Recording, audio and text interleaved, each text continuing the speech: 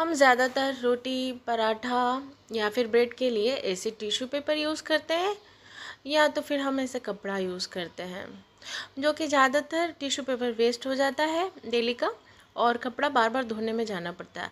अगर हम इस तरह से नेट यूज़ करें, इसको ग्रिलिंग नेट भी कह सकते हैं या फिर आप इसको टोस्टर नेट भी बोल सकते हैं। ऑनलाइन आप इजीली सर्च करोगे तो आपको मिल जाएगी। जनरली माइक्रोवेव या फिर ओटीजी में यूज़ होती है।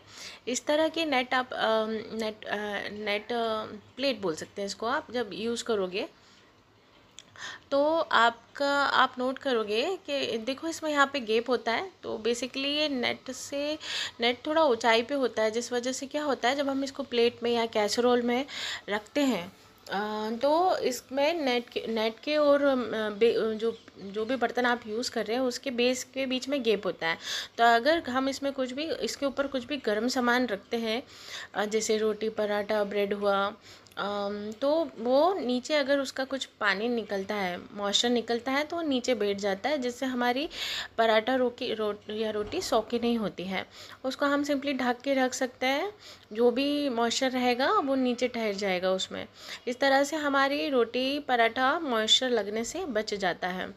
और आप देखेंगे कि यहाँ पे हमने पेपर की भी बचत कर ली और टिश्यू पेपर वेस्ट भी नहीं हो रहा है। It's good for environment.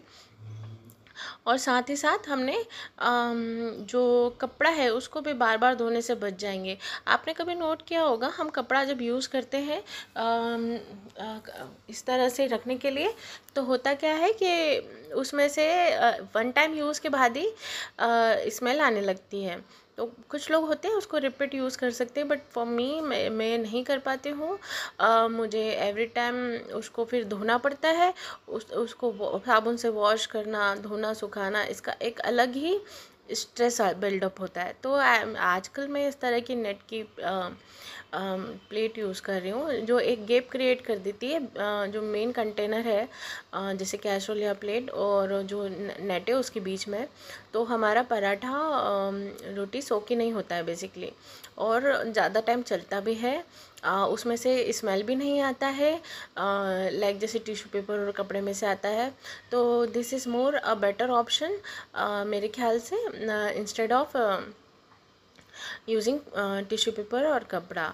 तो अगर आपको मेरी टिप्स पसंद आई हो तो मेरे चैनल को लाइक, सब्सक्राइब और शेयर ज़रूर करें, कमेंट भी करें।